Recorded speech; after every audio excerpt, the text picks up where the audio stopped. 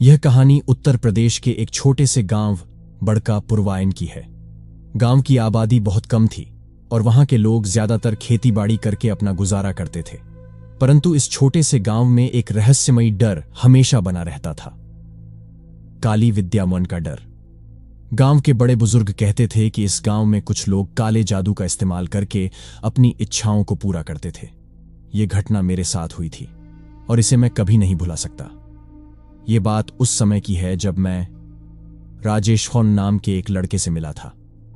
राजेश मेरे गांव का रहने वाला था और हम बचपन के दोस्त थे। एक दिन राजेश मेरे पास आया और बोला, यार तुम्हें कुछ दिखाना है। उसकी आंखों में एक अजीब चमक थी जिसे देखकर मुझे थोड़ा अजीब लगा, लेकिन बचपन की दोस्ती थी तो मैंने उसकी बात को गंभीरता से नहीं लिया और उसके साथ चल पड़ा। राजेश मुझे गांव के किनारे एक सुनसान जगह पर ले गया जहां आमतौर पर कोई नहीं जाता था। वहां एक टूटी फूटी झोपड़ी थी जो बहुत ही पुरानी लग रही थी। झोपड़ी के चारों ओर पेड़ों का घना जंगल था जिससे जगह और भी डरावनी लग रही थी। झोपड़ी के अंदर पहुंचते ही मैंने महसूस किया कि माहौल में कुछ अजीब था। वहां एक अजीब सी गंध थी, जैसे कुछ सड़ा हुआ हो। राजेश ने मुझे झोपड़ी के अंदर एक छोटी सी जगह दिखाई जहां एक काले रंग की मूर्ति रखी हुई थी। उसके चारों ओर लाल कपड़ा और ताजे खून के निशान थे। मूर्ति के आगे कुछ जानवरों की खोपड़ियां और हड्डियां रखी हुई थीं।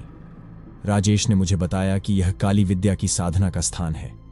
उसने कहा कि वह यहां पिछले कुछ महीनों से आ रहा है और एक तांत्रिक से मिला है जो उसे सिखा रहा है कि कैसे अपनी इच्छाओं को पूरा किया जाए। उसने मुझे बताया कि तांत्रिक ने उसे बताया है कि अगर वह काली विद्या करता है तो वह किसी भी व्यक्ति को अपने वश में कर सकता है, चाहे वह इंसान हो या जानवर। उस दिन रात को तांत्रिक वहां आया। वह एक बूढ़ा आदमी था जिसकी आंखों में एक अजीब सी चमक थी। उसने एक काला कपड़ा पहना हुआ था और उसके गले में कई हड्डियों की माला थी। उसके पास कुछ अजीब चीजें थीं, सिंहासन जैसा दिखने वाला एक छोटा सा ढांचा जिसमें मांस और खून के अवशेष थे। तांत्रिक ने मुझसे कहा, अगर तुम भी इस साधना में हिस्सा लोगे तो तुम्हारी सारी इच्छाएं पूरी होंगी, पर इसकी कीमत चुकानी होगी, एक जिंदा जानवर की बलि। यह सुनकर मेरा दिल दहल गया। मैंने तुरंत वहां से जाने की कोशिश की, लेकिन राजेश ने मुझे रोक लिया। उसने कहा, डर मत, यह सब हमारी भलाई के लिए है। तांत्रिक ने एक छोटे बकरे की बलि देने की तैयारी शुरू कर दी। उसने कुछ मंत्र पढ़े और फिर बकरे की गर्दन पर छुरी चला दी। वहां का दृश्य इतना भयानक था कि मेरे हाथ पैर कांपने लगे। तभी तांत्रिक ने बलि का खून मूर्ति के सामने डाल दिया और कुछ और मंत्र पढ़ने लगा। अचानक वहां की हवा में एक अजीब सी गंध फैल गई और ऐसा लगा जैसे आसपास का माहौल बदलने लगा हो।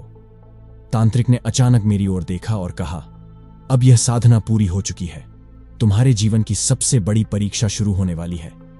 यह सुनकर मेरा मन घबरा गया और मैंने वहां से तुरंत भागने का फैसला किया। उस रात के बाद से राजेश की हालत बिगड़ने लगी।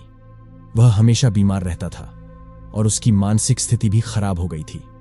वह हर समय डर में जीता था और उसे रात में अजीब अजीब चीजें दिखाई देती थीं। उसने मुझे बताया कि उसे हर रात वही तांत्रिक और बलि दिए गए जानवर सपनों में दिखाई देते हैं और वे उससे बात करते हैं। कुछ ही महीनों में राजेश की हालत इतनी खराब हो गई कि उसे मानसिक अस्पताल में भर्ती कराना पड़ा। डॉक्टर उसकी स्थिति को समझ नहीं पा रहे थे। वह लगातार वही मंत्र बड़बड़ाता रहता था जो तांत्रिक ने उसे सिखाया था। राजेश की यह हालत देखकर मुझे एहसास हुआ कि काली विद्या कोई खेल नहीं है। मैंने उस दिन से तंत्र मंत्र और काले जादू से दूर रहने का फैसला किया। राजेश की कहानी गांव में सबके लिए एक चेतावनी बन गई और लोग अब उस झोपड़ी के पास भी नहीं जाते थे। आज भी जब मैं उस घटना को याद करता हूं तो मेरी रूह कांप जाती है। काली विद्या और तंत्र मंत्र में एक ऐसा अज्ञात संसार छुपा है जो किसी को भी अपने जाल में फंसा सकता है। इस संसार से दूर रहना ही सबसे अच्छा है, क्योंकि इसमें घुसने की कीमत बहुत भारी होती है, कभी कभी आपकी आत्मा की भी।